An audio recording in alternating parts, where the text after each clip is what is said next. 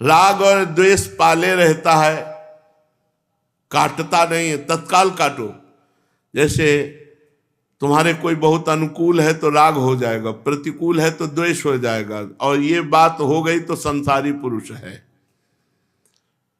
नानक साहब कहते हैं, राग द्वेष दोनों खोइए, खोजिए पद निर्वाण।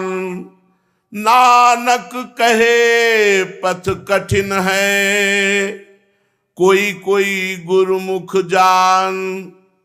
राग और द्वेष दोनों का जो त्याग कर देता है वही निर्वाण पद, मोक्ष पद को प्राप्त होता है। नानक साहब जी कहते हैं कि ये है तो मार्ग बड़ा कठिन, पर गुरुमुख से सरल हो जाता है। जब गुरु के चरणारविंद का आश्रय लेकर उनके वचनों के अनुसार साधना करते हैं तो राग द्वेष का नाश होकर समता का प्रादुर्भाव हो जाता है। यदि कोई तपस्या कर रहा है, भजन कर रहा है और क्रोधित हो जाता है छोटी छोटी बातों में, तो उसका किया कराया सब चौपट हो जाता है। क्रोध जो है ये भजन को, तपस्या को, व्रत नियम संयम को ये निष्प्रभावित कर देता है, सब बेकार हो जाता है, मतलब प्रभाव नहीं जागृत होगा उसका, निष्प्रभावित। जैसे मारने के लिए मिसाइल चलाई और मिसाइल बीच में नष्ट हो गई। तो क्रोध क्या करता है कि जो हम तपस्या भजन साधन करते हैं अज्ञान मिटाने के लिए, तो उस अज्ञान का नाश नहीं कर पाता। जहां क्रोध आया वो तप क्षीण हो गया, वो बीचे में रह गया, वो अज्ञान को नष्ट नहीं कर पाया। चली मिसाइल पर बीचे में मार के गिरा दी गई। ऐसे क्रोध, चाहे कोई कितना बड़ा तपस्वी हो, कितना बड़ा भजनानंदी हो, यदि वो क्रोध करता है तो उसका किया कराया सब चौपट हो जाता है। पूज्य जुड़िया बाबा, काम क्रोध लोभ यही नरक के द्वार है। कामी क्रोधी लालची, इनसो भक्ति न होए। भक्ति करे कोई सूरमा, जाति बरन कुल खोए। जो कामी पुरुष है, जो क्रोधी पुरुष है, जो लालची पुरुष है, इनसे भक्ति नहीं होती। इनसे भक्ति का नाटक होता है। बाहरी भक्ति का नाटक होता है, अंदर से चाह होती है कामिनी की, रुपया की, नाना प्रकार के ऐश्वर्य, नाम यश कीर्ति की। भक्ति तो कोई सूरवीर करता है जो इन तीनों को छोड़कर, काम क्रोध लालच को छोड़ करके, जाति वर्ण कुल इन सब को छोड़कर एकमात्र भगवान का अनन्य होकर भक्ति करता है। तुम्हारा भजन ठीक चल रहा है, इसकी पहचान तुम्हारे हृदय में शांति बढ़ती जाए, कामनाएं हटती जाए, विनिवृत्त कामा, और हृदय शांत होता जाए, एकदम शांत। शांति उसे कहते हैं जब तुम्हें 10 गालियां सामने से दे और तुम शांत रहो। 10 गालियां सामने से दे, भजन का फल, भजन तुम्हारा बढ़ रहा है, इसका मतलब शांति बढ़ रही है, कामना का नाश हो रहा है। शांति का परिचय 10 गाली तुम्हें कोई सामने से दे और तुम मुस्कुरा के चले जाओ, ये शांति है। बाबा ने देखा होगा, आपस में साधक झगड़ते हैं, लड़ते हैं, तो ये साधना किस बात की करते हैं?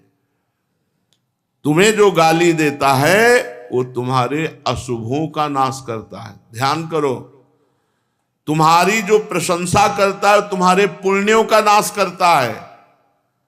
सही माने में भाव देखो। और जो तुम्हें गाली देता है तुम्हारे पापों का नाश करता है। तो बढ़िया कौन हुआ? गाली देने वाला।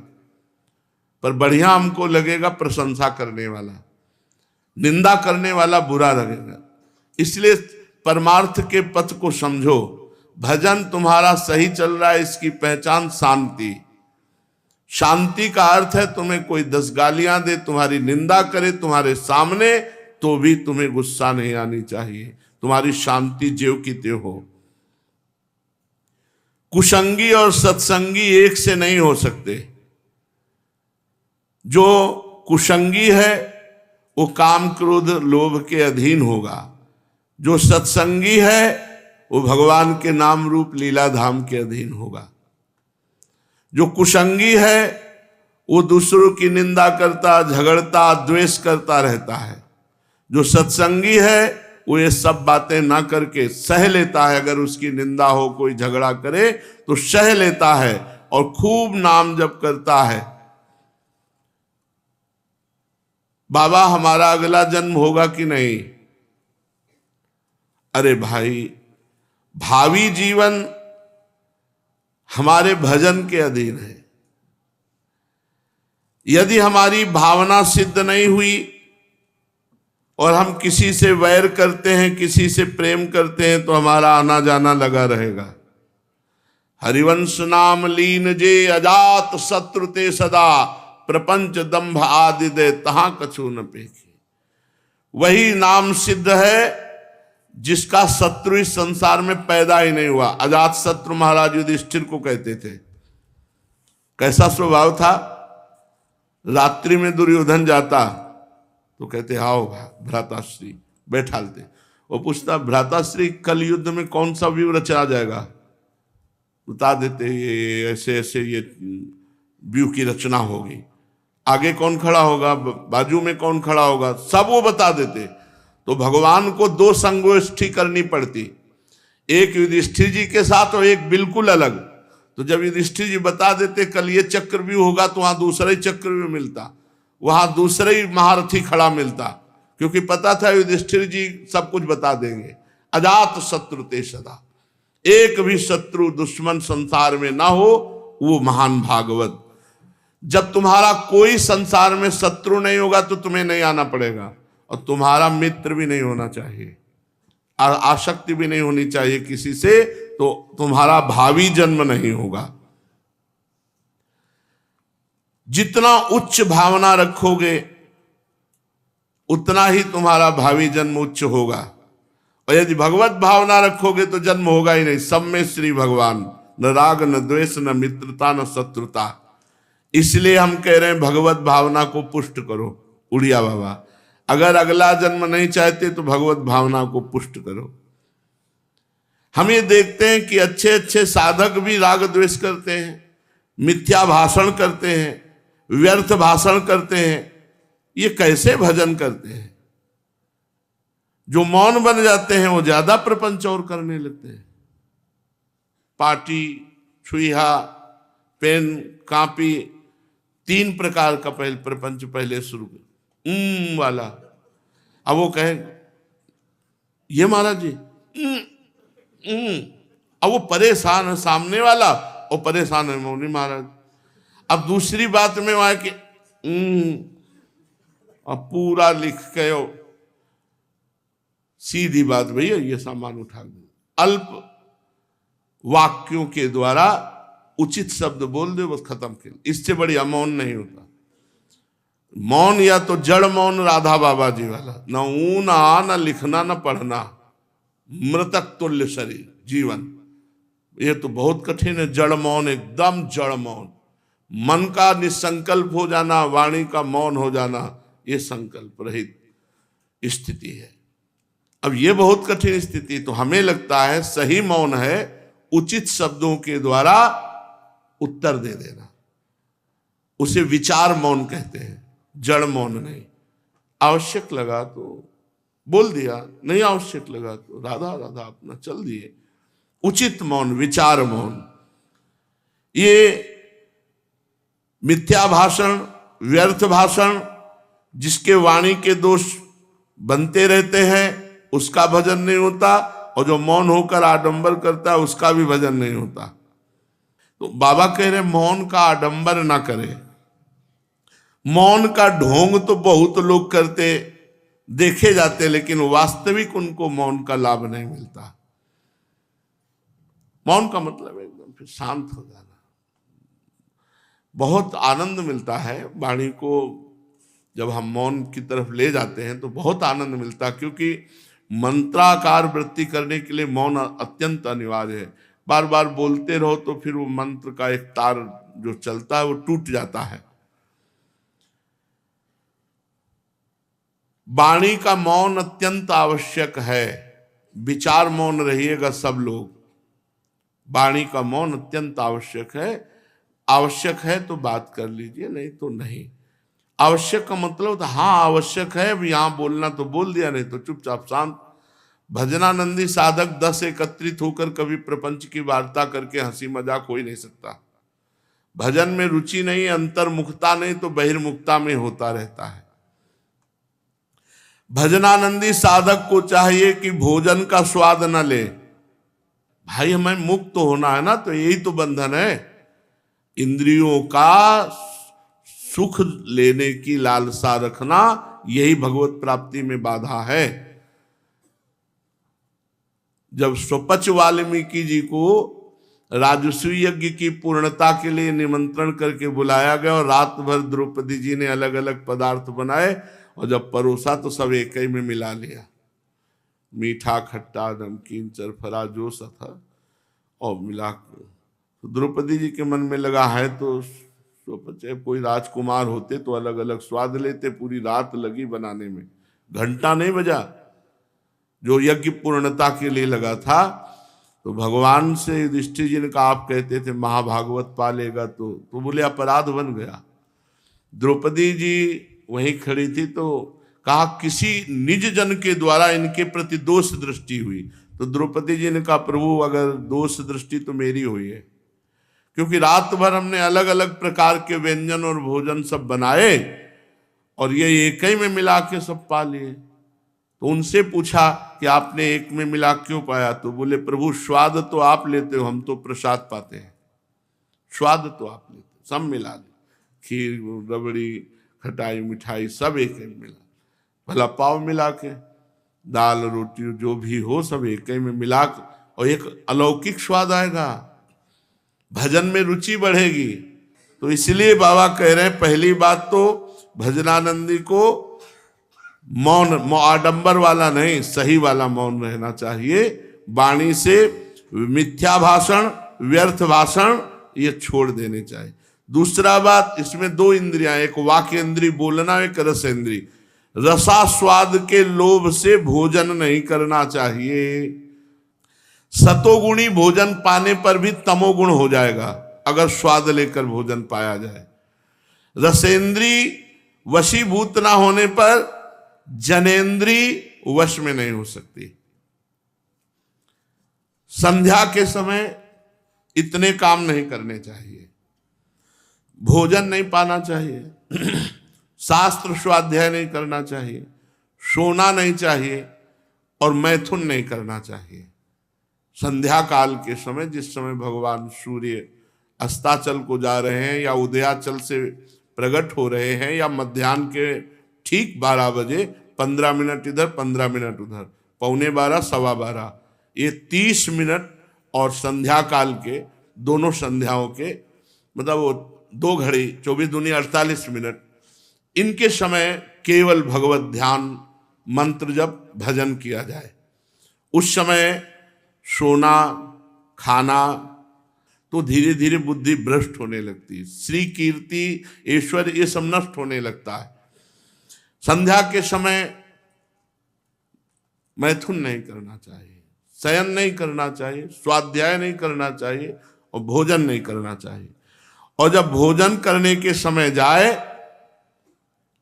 तो दोनों हाथ पैर धोवे पहले और कुल्ला करे, ऐसे भोजन, हाथ पैर धोए जाके पहले, भोजन के पहले हाथ पैर धो लेना चाहिए, पूज्य बाबा कहे। वैसे भी वैज्ञानिक दृष्टि से भी हाँ, हाथ थोड़ा पवित्र करके जाओ, नहीं तो पता नहीं कहाँ कहाँ छुए, कौन कौन से उसमें कीटाणु जीवाणु हैं, तो धो लेना चाहिए। और भोजन के बाद फिर कुल्ला करके आचमन करके फिर ऐसे जूठे मुंह नहीं रह जाता।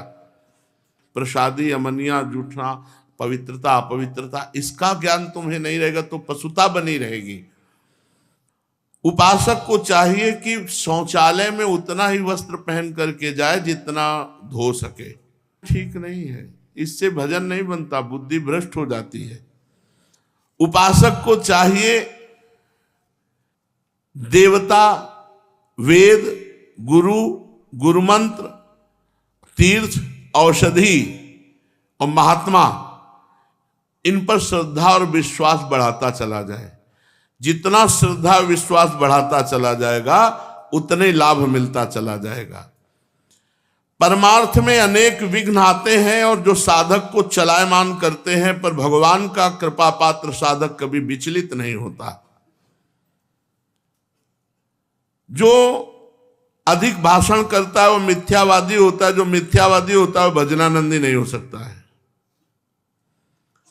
साधक को चाहिए कि हास परिहास करना बंद कर दे, हंसी मजाक करना, और तमाशा सिनेमा जिसे आज सीरीज कहते हैं, ये सब देखना बंद कर दे।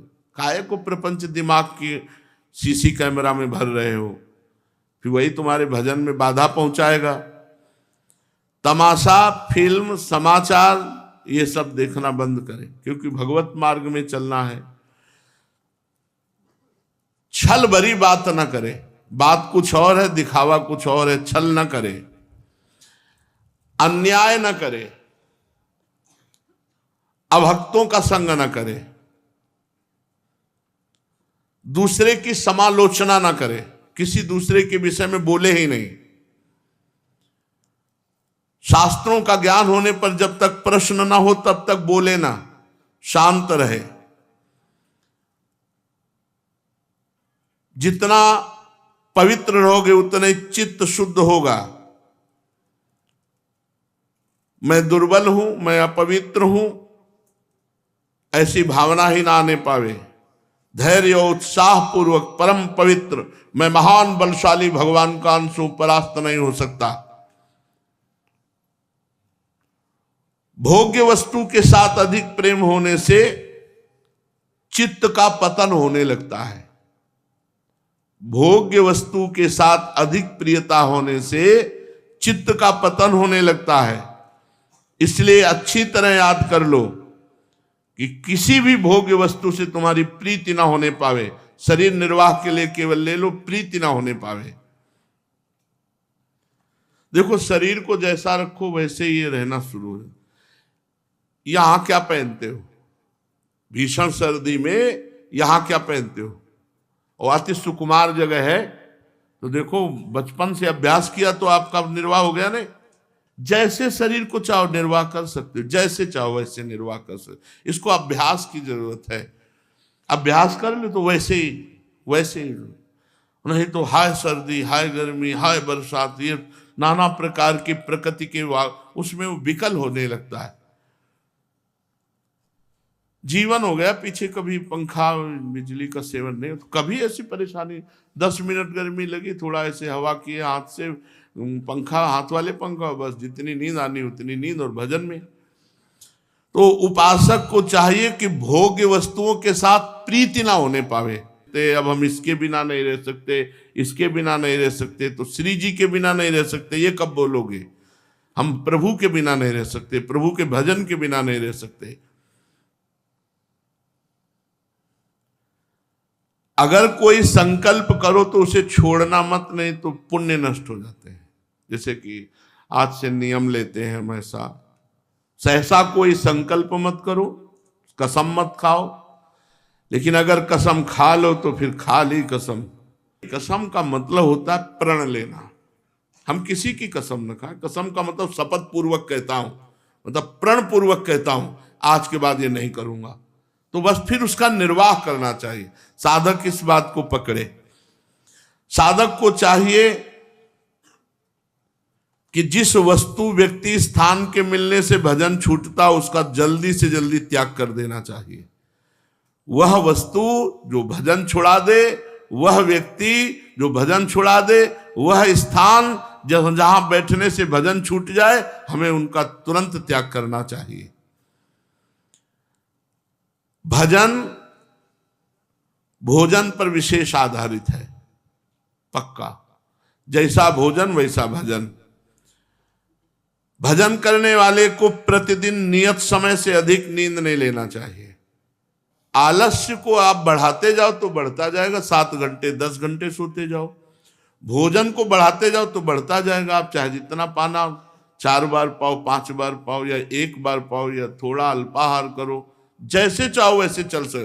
काहे को बोझा बढ़ा रहे हो? शरीर का बोझा बढ़ना ठीक नहीं है। अगर शरीर स्वस्थ है तो व्यायाम करो, अल्पाहार करो और नींद का एक नियम रखो। 4 घंटे, 5 घंटे, अधिक से अधिक 6 घंटे, इसके आगे साधक नहीं कहाएगा 6 घंटे से अधिक जो सोएगा। अपने यहाँ तो भगवान की ऐसी कृपा है कि सोना चाहे तो भी नहीं सो पाएगा, क्योंकि समय ही नहीं, सबकी अलग अलग दिनचर्या, इतनी बंधी हुई दिनचर्या है कि 1 मिनट की फुर्सत किसी को नहीं। तो भोजन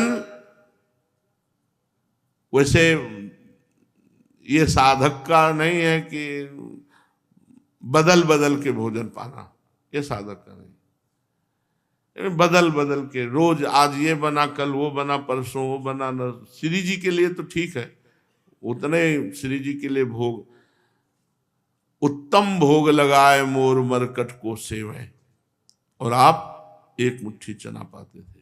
स्वामी हरिदास जी महाराज, राधाचरण दास जी महाराज जो तटिया स्थान के थे, उनके भी वो चना ही पाते थे, 1 मुट्ठी।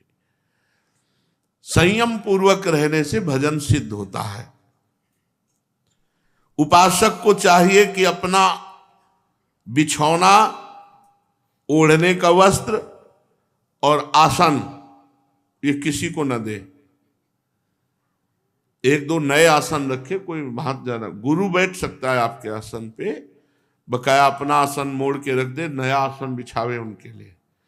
अगर कहीं भी जाए तो अपना आसन, एक दुपट्टे चाहे डाले रहे उसको बिछा दे, उस पे बैठे। साधक को चाहे अपना बिछौना, अपना ओढ़ना, अपना वास स्थान, अपना आसन ये अलग रखे, उससे परमाणु एकत्रित होते हैं भजन के। उपासक को आलस्य से बचना चाहिए।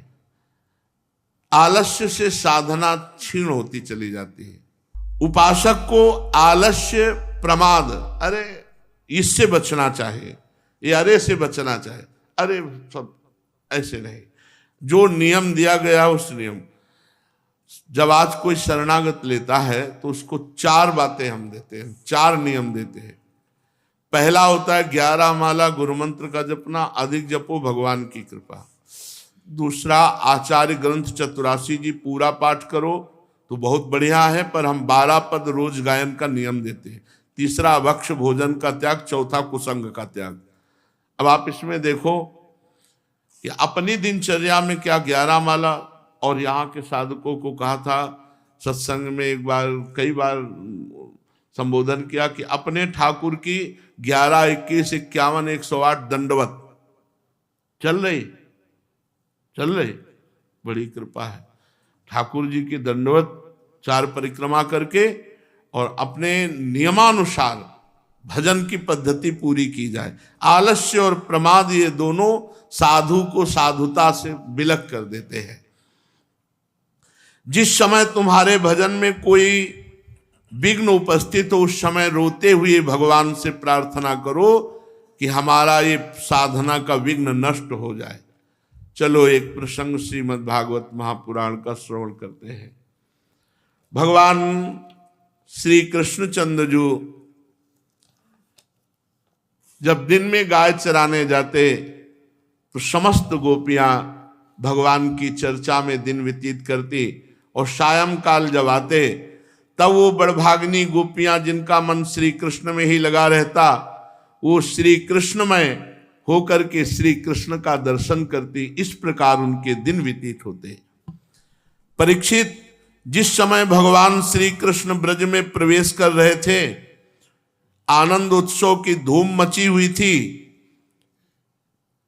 तो कंस ने एक बड़े महान बलशाली राक्षस को भेजा, असुर को, जिसका नाम अरिष्टासुर था। वो दैत्य भयंकर बलशाली बैल का रूप धारण करके आया। बड़ा बलवान और बहुत विशाल बैल का रूप धारण करके खुरों से ब्रजभूमि को ऐसे खोदता हुआ, कपाता हुआ, वो बड़ी जोर से गर्जना कर रहा था। पूंछ अपनी खड़ी किए, सींगों से 4 दीवारी तोड़ता हुआ, बीच बीच में गोबर छोड़ता हुआ, आंख फाड़ कर इधर उधर वो भगवान श्री कृष्ण को देख रहा था, कहां है।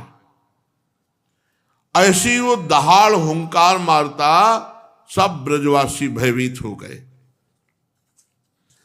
तीखे सींग वाले उस अरिष्टासुर ने जो बैल का रूप धारण किया था, ब्रजवासियों ने कहा ये हमारा बैल तो है नहीं ब्रज का, ये कहां से आ गया। पशु डर गए, भाग पड़े सब गौशाला से। सब ब्रजवासियों ने कहा हे श्री कृष्ण, हे श्री कृष्ण, हमें इस भय से बचाओ। कृष्ण कृष्णेति ते सर्वे गोविंदम शरणं ययुः भगवान अपि तद्वीक्ष्य गोकुलम भय विद्रुतम। हे श्री कृष्ण, हे श्री कृष्ण, हमें इस भय से बचाओ। इस प्रकार पुकारते हुए सब भगवान की शरण में हुए। भगवान ने देखा ये ब्रजवासी अत्यंत भयातुर हो रहे हैं, तब उन्होंने कहा रे कोई डरने की बात नहीं है, मैं जानता हूं ये अरिष्टासुर है। और भगवान ने ललकारा, ए दुष्ट मूर्ख, तो इन बेचारे भोले जो ब्रजवासी जन इनको डरा रहा है, गौओं को डरा रहा है। अरे देख, तुझ जैसे दुरात्मा दुष्टों के बल का घमंड चूर चूर कर देने वाला मैं यहां हूं। ऐसा ललकार कर भगवान श्री कृष्ण ने ताल ठोकी और क्रोधित करने के लिए ताल ठोक के एक सखा के गले में बांह डालकर खड़े हो गए। भगवान श्री कृष्ण को ही वो ढूंढ रहा था और भगवान श्री कृष्ण की ताल ठोकने की चुनौती से वो और क्रोध के मारे तिलमिला उठा और खुरों से बड़े जोर से धरती खोदता हुआ श्री कृष्ण पर टूट पड़ा। उसने अपनी तीखे सींग आगे कर लिए, लाल लाल आंखों से टकटकी लगाकर श्री कृष्ण की ओर टेढ़ी नजर से देखता हुआ इतने वेग से टूटा मानो इंद्र के हाथ से छोड़ा हुआ वज्र हो। भगवान सावधान होकर खड़े हो गए। अरिष्टासुर जो बैल बना हुआ भगवान पर आक्रमण किया तो भगवान ने उसके दोनों सींग पकड़ लिए और जैसे एक हाथी अपने से भिड़ने वाले दूसरे हाथी को पीछे हटा देता है, वैसे ही उसे 18 पग पीछे ठेल कर दौड़ाते हुए उल्टा सींग पकड़ के उल्टा दौड़ाते हुए 18 पग ले गए और पछाड़ दिया। भगवान के इस प्रकार पछाड़ देने पर फिर वो क्रोध करके खड़ा हुआ, लंबी लंबी सांसें छोड़ता हुआ भगवान पर टूट पड़ा। उस समय उसका शरीर पसीने से लथपथ हो रहा था। भगवान ने देखा कि तो मुझ पर प्रहार करना चाहता है, तब उसके पुनः सींग पकड़ लिए और सींग पकड़कर उसके एक लात मारी। दोनों सींग पकड़ लिए और एक लात मारी। जे हुई मारी तो धरती पर गिर पड़ा। अरे महापराक्रमी भगवान के आगे किसका बल। और भगवान ने जैसे गीला कपड़ा निचोड़ा जाए ऐसे पैर रख करके उसको ऐसे ऐसे ऐसे सींग पकड़ करके खूब कचूमर निकाल दिया उसका, और फिर सींग उखाड़ करके उसी से उसको पीटा। अब वो अरिष्टासुर मुंह से खून उगलता हुआ पैर पटकने लगा, आंखें उलट गई, बड़े कष्ट के साथ प्राण निकले। देवता फूलों की वर्षा करने लगे। अरिष्टासुर मारा गया। भगवान श्री कृष्ण ने इस प्रकार अरिष्टासुर का उद्धार किया। सब गोप गोपियां भगवान की प्रशंसा करने लगे। फिर बलराम जी के साथ गोष्ठ में प्रवेश किया और भगवान की शोभा को देख देख कर ब्रजवासी जन आनंदित हो रहे हैं। भगवान की लीला अत्यंत अद्भुत है। इधर जब अरिष्टासुर मार डाला गया तो भगवान नारद जी जो शीघ्र से शीघ्र भगवान का दर्शन कराने वाले हैं, कंस के पास पहुंचे। कंस ने पूजा की तो नारद जी ने कहा, कंस, जो कन्या तुम्हारे हाथ से आकाश में चली गई थी वो देवकी की कन्या नहीं थी, वो यशोदा की कन्या थी। और जो ब्रज में श्री कृष्ण है वो देवकी के पुत्र है। जो बलराम जी हैं वो रोहिणी के पुत्र हैं। वसुदेव ने तुमसे डरकर अपने मित्र नंद के पास उन दोनों को रख दिया है। उन्होंने ही तुम्हारे जितने असुर भेजे सबका वध किया है। और चुप हो गए नारद जी। ये सुनते ही कंस की एक एक इंद्रियां क्रोध के मारे कांप उठी। उसने वसुदेव जी को मार डालने के लिए तुरंत तीखी तलवार उठा ली। नारद जी ने रोका, गलत कर रहे हो, वसुदेव जी को अभी मारना ठीक नहीं है, क्योंकि मृत्यु तो श्री कृष्ण के हाथ से है। तो उसने कहा इन्होंने हमारे साथ छल किया। तो सुनो, एक साथ मारना, पहले वसुदेव देवकी के सामने श्री कृष्ण को मारना, फिर वसुदेव देवकी को मारना। हाँ, ये बात तो तभी इनको पता चलेगा कि तुमसे छल करने का क्या फल होता है। तो हथकड़ी बेड़ियों से जकड़ करके कैद खाने में देवकी वसुदेव को रख दिया कि जब इनका पुत्र मारा जाएगा तब इनको दुखी देखकर फिर इनको मारेंगे। और फिर कहा कि तुम कृष्ण और बलराम को यहां मथुरा बुलाओ और यही मार डालो। नारद जी, कंस भगवान से मिलाने का काम नारद जी करते हैं। अब नारद जी ऐसा कह के चले गए। कंस बड़ा उदास। इतने में ही केशी नाम का एक असुर आया और उसने कहा आप उदास क्यों, एक बार हमको अवसर दीजिए। तो कहा ठीक है, तुम बलराम और श्री कृष्ण को दोनों को मार डालो। केशी बहुत बलवान था। कंस ने मुष्टिक, चाणूर, सल, तोशल आदि पहलवानों को बुलाया, मंत्रियों को बुलाया, महावतों को बुलाया और कहा वीरवर, चाणूर, मुष्टिक, तुम लोग ध्यानपूर्वक मेरी बात सुनो। वसुदेव के दो पुत्र बलराम और श्री कृष्ण नंद के ब्रज में रहते हैं। आकाशवाणी ने बताया है कि वही हमारी मृत्यु है। अतः हम उनको उत्सव के बहाने यहां बुलाएंगे और जब आ जाए तो तुम लोग कुश्ती लड़ने के बहाने उनको मार डालना। चाणूर, मुष्टिक आदि से कहा कि कुश्ती के बहाने उन्हें मार डालना। मंच सजाओ, अखाड़ों को गोल गोल सजा दो, पूरी प्रजा बैठकर देखे कि कैसे तुम श्री कृष्ण को पछाड़ पछाड़ कर मारते हो। ए महावत, तुम बड़े चतुर हो। देखो भाई, दंगल के घेरे के फाटक पर कोयलिया पीड़ हाथी को रखना है। 60,000 हाथियों का बल लगता था कोयलिया पीड़ हाथी। जब मेरे शत्रु श्री कृष्ण बलराम आवे तो अय महावत, हाथी के द्वारा तुम उन्हें मरवा डालना और इसी चतुर्दशी को विधि पूर्वक धनुष यज्ञ प्रारंभ कर दो। कंस तो केवल स्वार्थ साधना का सिद्धांत जानता था, इसलिए उसने मंत्री, पहलवान, महावत को इस प्रकार आज्ञा देकर श्रेष्ठ यदुवंशी अक्रूर जी को बुलाया और उनका हाथ अपने हाथ में लेकर बोला, अक्रूर जी, आप तो बड़े उदार हैं। भूमिका बन रही हुई महाराज की ब्रज से बाहर जाने की, जो बाहर से आए थे। अक्रूर जी, आप तो बड़े उदार हैं, सब तरह से मेरे आदरणीय हैं। आज मेरा एक काम कर दीजिए।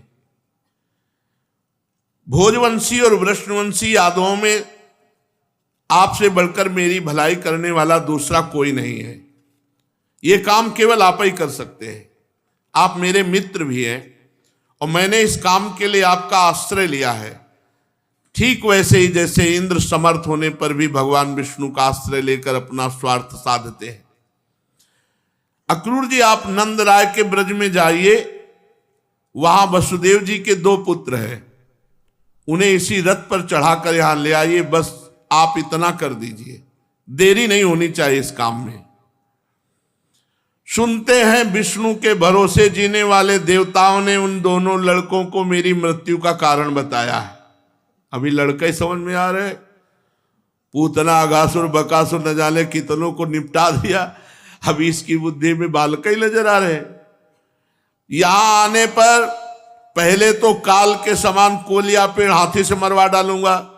एक तो बचेंगे ही नहीं, यदि उससे बच गए तो वज्र के समान मजबूत फुर्तीले पहलवान मुष्टिक चाणूर इनसे मरवा डालूंगा। और उनके मारे जाने पर वसुदेव आदि वृष्णि भोज दशार वंशी उनके भाई बंधु इन सबको मैं अपने हाथों से मारूंगा। मेरा पिता उग्रसेन ये तो बूढ़ा हो गया है, परंतु उसको राज्य का लोभ बना हुआ है। ये सब कर चुकने के बाद मैं उसके देवक को और दूसरे जो भी हैं सबको तलवार के घाट उतारूंगा, अपने पिता को भी, वसुदेव को भी और समस्त यदुवंशियों को।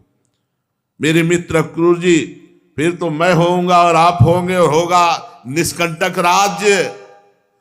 और आपको पता ही है कि जरासंध हमारे बड़े बूढ़े ससुर हैं, वानर राज द्विविध मेरे प्यारे सखा हैं, संबरासुर नरकासुर बाणासुर ये मेरे से मित्रता करते, मेरा मुंह ताकते रहते हैं।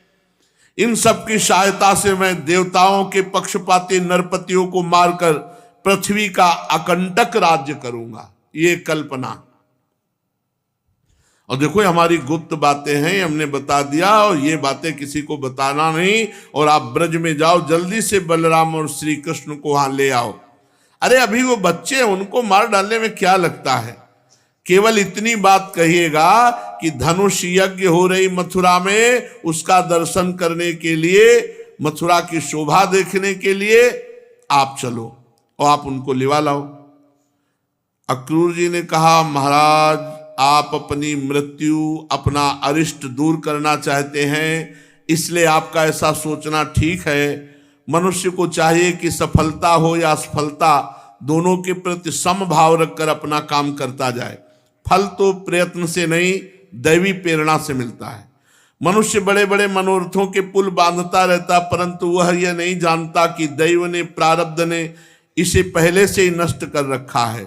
यही कारण है कि कभी प्रारब्ध के अनुकूल होने पर प्रयत्न सफल हो जाता है तो हर्ष से फूल उठता है, कभी प्रतिकूल होने पर विफल हो जाता है तो शोकग्रस्त होता है, पर फिर भी मैं आपकी आज्ञा का पालन करूंगा। कंस ने मंत्रियों और अक्रूर जी को इस प्रकार आज्ञा देकर सबको विदा किया। तदनंतर